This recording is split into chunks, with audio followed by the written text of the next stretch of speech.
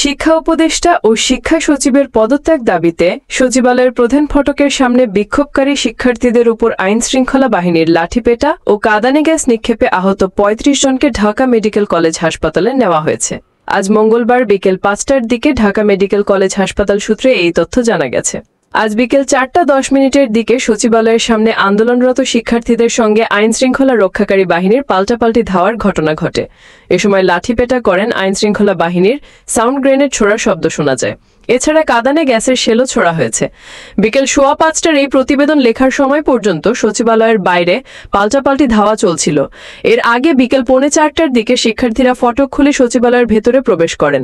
এরপর সচিবালয়ের ভেতর পার্কিং অবস্থায় থাকা বেশ কয়েকটি গাড়ি ভাঙচুরের ঘটনা ঘটে। গাড়ি ভাঙচুরের জেরে শিক্ষার্থীদের উপর চড়াও হন আইনশৃঙ্খলা বাহিনীর সদস্যরা। পরে পুলিশ ও সেনাবাহিনীর সদস্যরা শিক্ষার্থীদের সচিবালয় থেকে বের করে দেন। এরপর সচিবালয়ের সামনে পাল্টাপাল্টি ধাওয়ার ঘটনা ঘটে।